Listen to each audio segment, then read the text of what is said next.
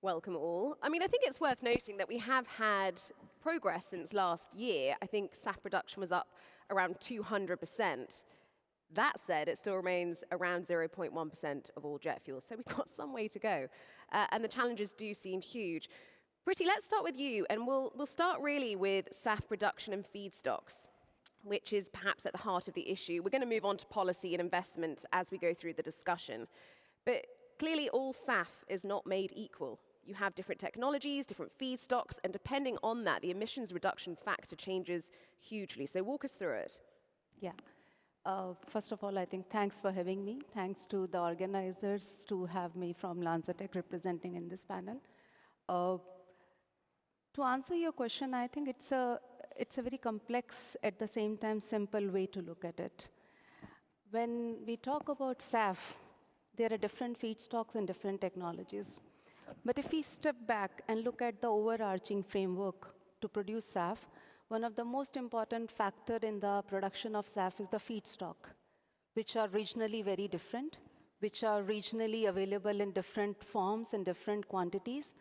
That makes a choice for the SAF, because technologies are available today. If you look, there are 7 or 8 pathways, rather to be precise, 9 pathways today, which are ASTM qualified pathways. And you talked about harmonization in the morning. So they are all ASTM approved pathways, right? So airlines accept that. So you have technologies. So then why SAF is still not coming up? The fundamental barrier there is availability of that feedstock. Availability of feedstock is there. But then the robust, resilient supply chain to make that feedstock available at scale is something which is right now missing in different geographies. That's why if you see globally, there are hardly 3 or 4 SAF plants today. And every nation is making announcements. So probably what we need is policies which are not just technology neutral, but policies which are also looking at how you create those robust feedstocks.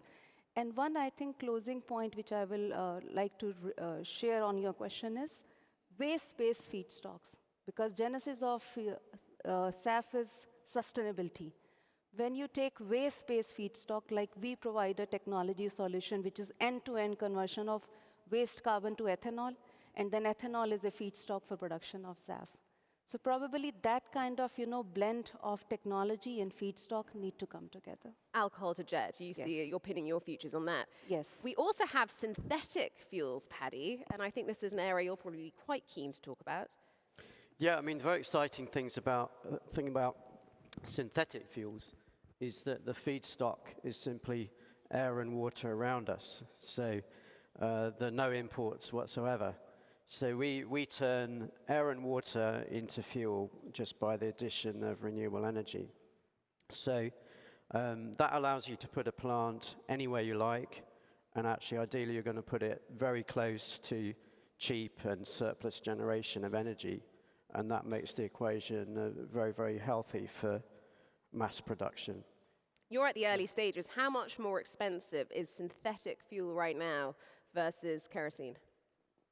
So I think our first production plant, which we can build within 2 years from now, we put a price point somewhere just above where the biosaf is today, which is typically 3x or 4x on fossil fuel.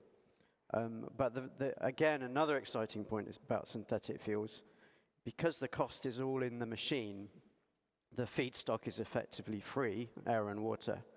The cost is in the machine. And as we know, any machines in the history of industry get cheaper every year as we make them better and more efficient.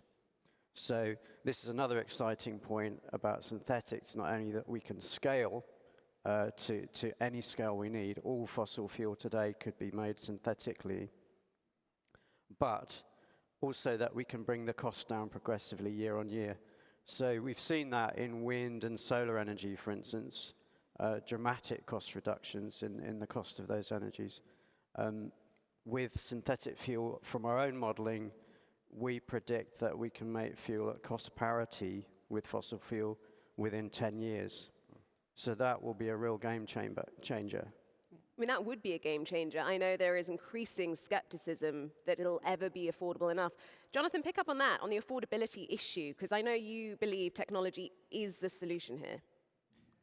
Well, I think Preeti's comments earlier about feedstock are really important for many to understand. If you look at the cost of sustainable aviation fuel today, first generation energy crops and second generation fats, oils and greases, some people might be shocked to understand that the processing cost component of those feedstocks is relatively small, circa $200 US a ton.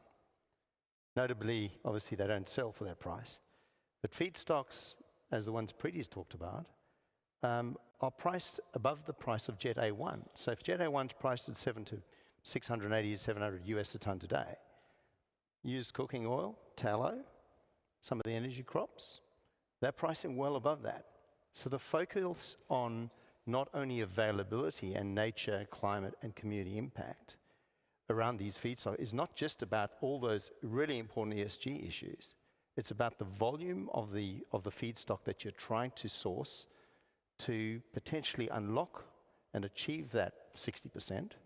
But it's also that if we target the waste feedstocks or CO2 in the atmosphere, which it is free still, apparently, unless somebody claims it, those waste feedstocks are negative. They are damaging the climate, they are damaging water, soil, they are putting E. coli bacteria into rivers. So to Preeti's point, and to the point made earlier, those technologies that can unlock feedstocks that are cheap, climate, nature, and community positive, they are the game changer. And for all the skepticism yesterday on we're never going to get there, sure, you're not going to get there if you rely on fats, oils, and greases. And if, as a sustainable community, and I think we're doing this for our kids, I don't know what you guys are doing, but I'm doing it for my kids. If we're simply going to add to an industry, the agricultural sector, where land use change alone is 20% of greenhouse gas emissions, and Fatih mentioned aviation's too, I think we're kidding ourselves. So I think technology that unlocks feedstocks is the equation. And then we have policy, and one of the biggest developments since we were all together last year in Doha, I think, has been policy, particularly in the United States. Lawrence, run us through the IRA and what it has done for this part of the sector. Yeah, so the Inflation Reduction Act was passed late last year, and it really provides three big incentives to increase the production of sustainable aviation fuels in the U.S. And we have an ultimate goal of being able to incentivize 3 billion gallons of SAF by 2030, with an ultimate goal of 35 billion by 2050. Realize it's 2023 right now, and 2030 is just around the corner. So we have a lot of work that we need to do. So included within the Inflation Reduction Act, or the IRA, there is a blender's tax credit for years 23 and 24 that really pushes the incentives for fuel producers to increase production of SAF. Also included in the IRA for years 25 through 27, there's a clean fuel production credit. So it's not specific to SAF, but still SAF is premium. In addition, the FAA received about $300 million in additional grant monies that we will be able to hopefully distribute within the next year. Once again, fuel producers, airports, community organizations, for-profit organizations will be able to work on projects that help with the storage, the transportation, the blending of SAF, which we think is critical, as well as looking at different technologies that we can use to help us in our journey. Because, as you mentioned, in order to reach our net zero goals by 2050, SAF is a major part of the U.S. strategy. 65% of the emissions reduction. Absolutely. Before we ask the SAF producers here how they feel about this policy, Jonathan, I know that you were talking to me about investment in the US and how you feel there's a degree of fragmentation despite the strides that have been made with the IRA. So I'd like to respond to that, but just one point about policy that I want to make. If you use an oil and gas analogy, apologies to those who might have offense with that, but mandates and policies are like the pressurization of a pipeline. And we all know if you put a huge amount of pressure into a pipeline, and by the way, the airlines are at the end of the pipeline waiting for somebody to flow through it, but you don't provide the incentives, which are the capacity, the bandwidth, and the diameter of the pipeline, you end up with abject failure. And so the point is you've got to have the yin and the yang. You've got to have the mandates, but you've got to have the incentives. Carrots and sticks.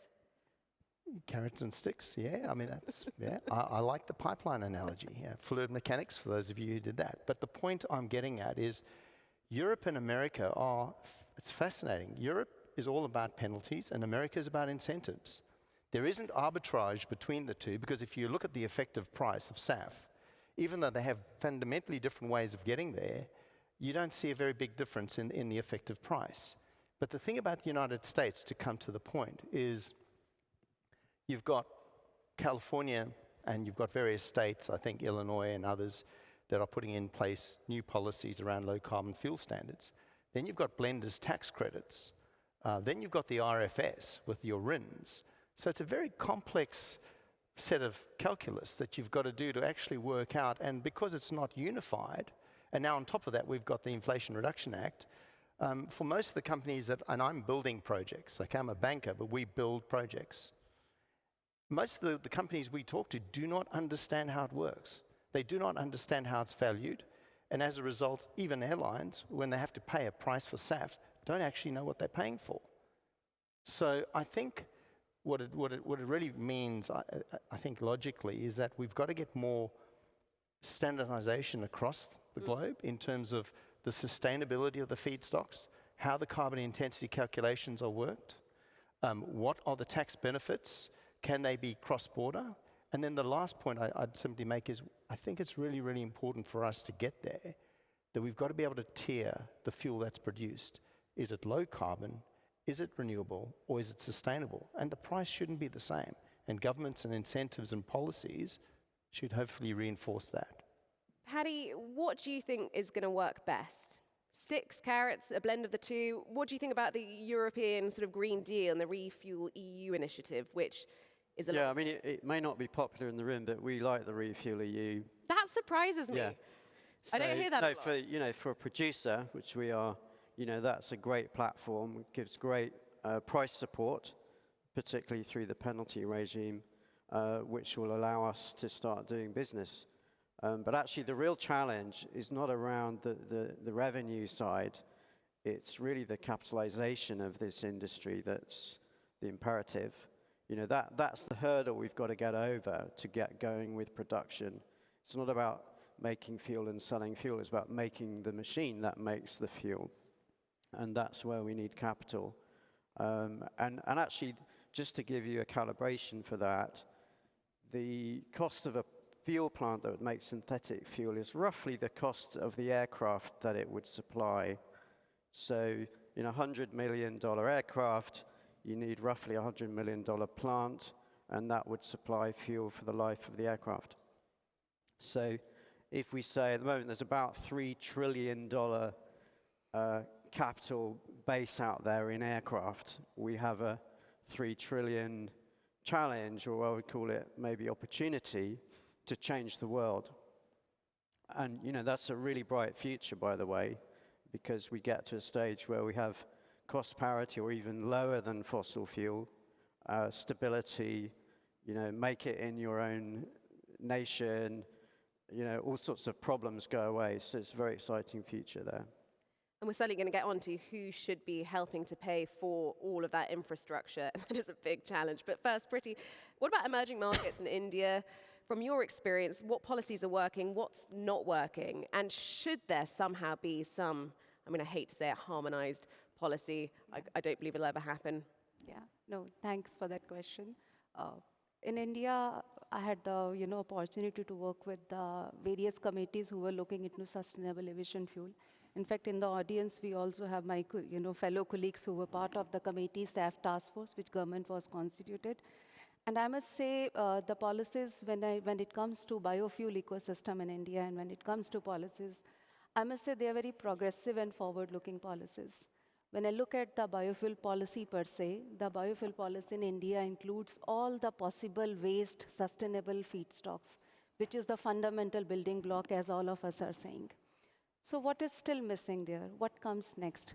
I think next come is you have these feedstock identified, and the committee also identified there are two technology pathways, which are more suitable, because feedstock decides your choice of the technology. Now you need to bring investments. So these technologies are new. So when these technologies are new, the capex these are capital intensive technologies for at least. So for the first of a kind plant, we need more financial incentives and stimulation from the policymakers or the stakeholders who are there in the ecosystem. They need to come together. And not just financial support, but also the long-term offtake. Once you have from the supply side, you put everything in place. On the demand side, if my plant is ready and I'm producing fuel after 4 years, where I need to sell that product. So you need to work supply and demand side policies in tandem. That's something in India, I would say at supply side, we are already doing, and airlines are there who are there to, part of this discussion, I must say. The other point I would like to add in this whole scenario is, we should not forget that, anything which, was successful in the renewable sector, we were hearing about renewable solar, renewable power. At the end of the day, for any technology, you need to bring in socio-economic benefits. And when it comes to SAF, it is very important that we bring that socio-economic benefit that can come from the waste-based supply chain, because at the end of the value chain, there are farmer community. There are people who are in the aggregation of those supply chains. So you are not just serving this, sector which is still thought to be a premium sector, aviation. You are connecting with the socio-economic impact that growing to the spectrum of the, people across in the aviation, in the agri sector or in the supply chain. So that is very important building block. And again, policy is very central for all these things to create a snowball effect. Then I think we can see a ramp up in the SAF production capacity. And that's a really interesting point, making governments realize that there is a socio-economic interest there far beyond just hitting certain emissions targets. Okay, let's move on to the money, because all of this, if it's to succeed, is going to be insanely expensive. I mean, the investment needed, I've read, in terms of an estimate, in terms of infrastructure, is up to $1.5 trillion for 2050. Who should shoulder that? Is it the fuel suppliers and the airlines? Is it other stakeholders? Who wants to take it? I'm happy to have a go. So I think we started, we were here talking about SAF enablement. So let's focus on the S of SAF. I think no airline or nobody in the community wants this industry to come up with a solution that's not going to have that sustainable impact. So to what Pree's talked about feedstocks and communities. So when it comes to finance, I think what happens is we've got to look at ways of unlocking risk capital where the technologies that produce SAF will enable the processing of those feedstocks. Right now, we don't quite have that. Yes, there are some technologies, Fischer-Tropsch, alcohol-to-jet, that are doing that. But there are other amazing technologies. I can say I have a partner in the room, Qantas. We're in joint venture together, a bank, an airline, and a major energy company in Japan. We are working on new technologies that will introduce regenerative feedstocks to produce those SAF products. But the point is that risk capital, that early risk capital, is a small fraction of what the at-risk cash flows are for the aviation sector. So to my mind, it's a combination of those who are at risk, putting that capital in. It is banks who are going to have to report under the TCFD and the TNFD. We have to put the capital in. So I'm an equity holder in that joint venture. And it's also going to have to be governments, because we need governments to provide guarantees when we get to the point where we're doing project and structured finance. And the reason why I raise that is because a company of your company's size is not an investment grade company. It can't raise corporate debt. It needs project and structured finance, which means it needs friends. It needs to form an incorporated joint venture where it's got strong credit counterparts. They could be airlines. They could be pension funds. But the point being, you need project and structured finance, and that often requires people to guarantee pre-completion construction phases. And that's where, for example, industries, government, and others can provide guarantees against that debt in the construction phase. So to that end, project finance enables a lot more players to come into the market. If you're the big players, of course, you use corporate debt. You don't need project finance, but not everybody can actually fund their solutions that way. I mean, obviously, I know you're not LanzaJet, but LanzaJet is an incorporated joint venture involving a variety of shareholders. All of them are investment grade. But there are others that we're working on where our counterparts are not investment grade, and their IP is absolutely invaluable. So finance, risk capital, project finance, guarantees, export credit agencies, they are going to be critical to unlocking this supply chain. If I can add to that, ultimately, governments are not in the business of producing, buying, or selling staff. What we have a responsibility to do is ensure that the conditions are right for the market to work, right? So within the US, one of the things that we're working on is trying to manage the risk for investors to make the necessary investments to both improve economically as well as the environmental benefits of SAF. And what works in the US may not work here in Turkey or may not work in Europe. And that's why multilateral organizations like ICAO will be incredibly important to the point that Jonathan made earlier in terms of standardization and harmonizing standards around the globe.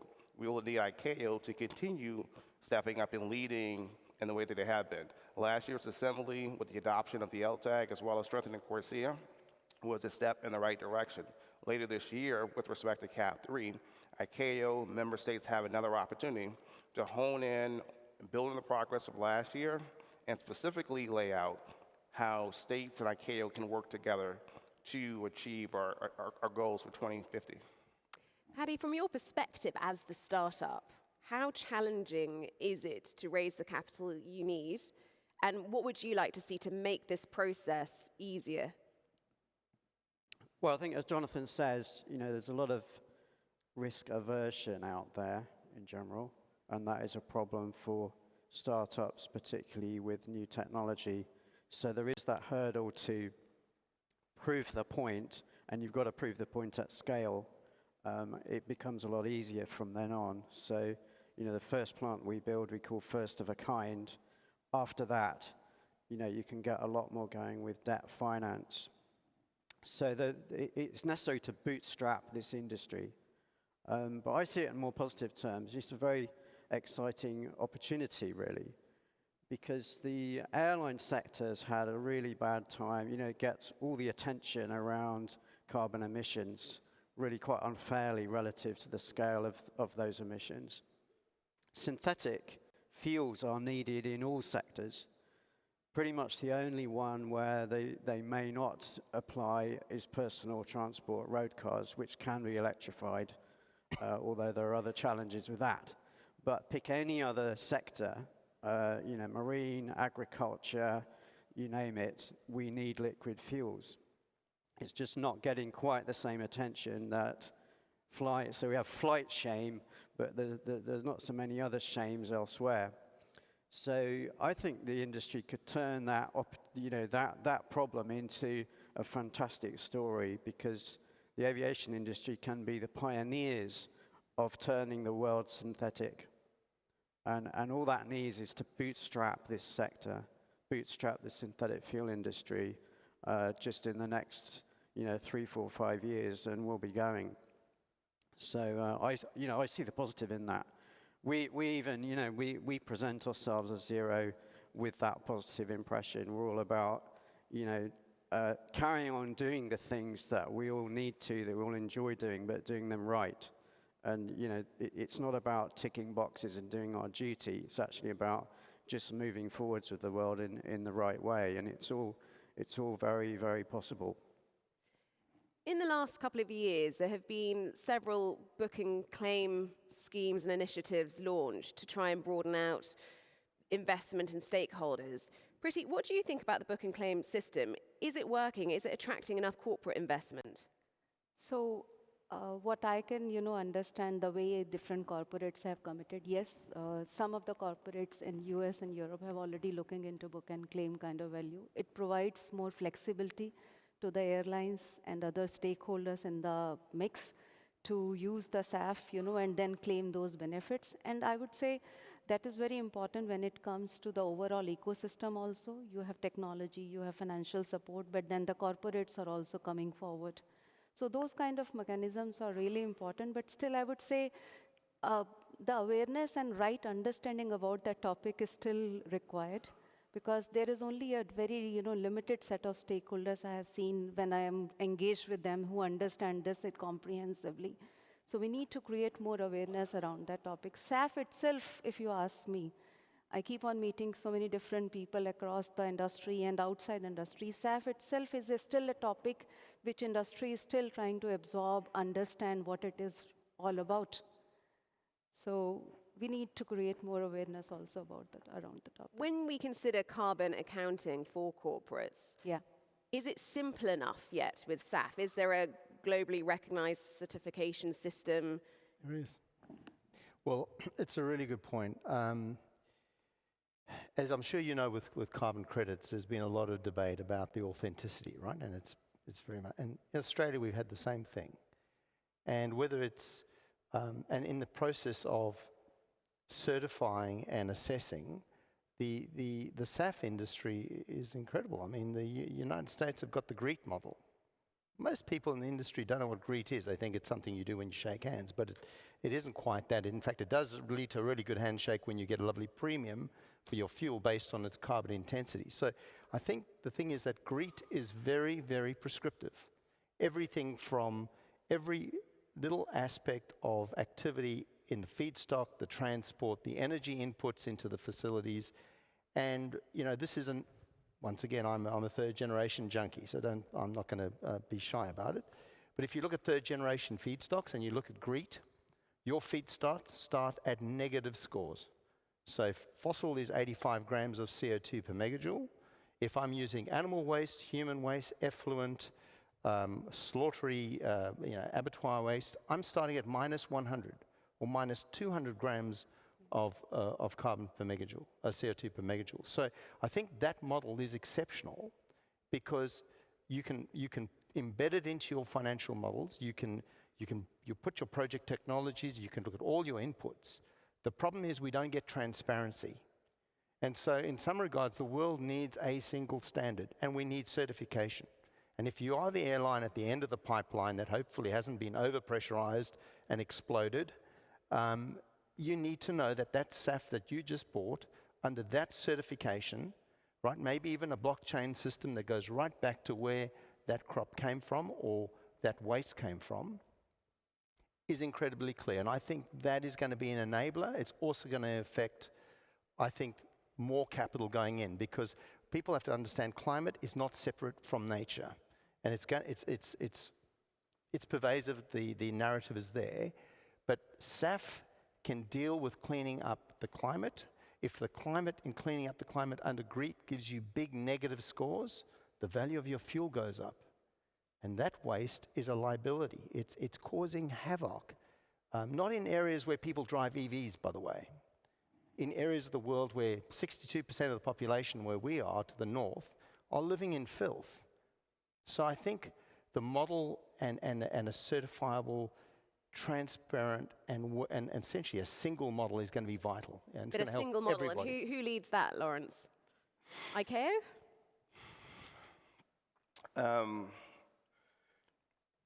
If ICAO can move quickly enough, right? So that's the issue. Steve.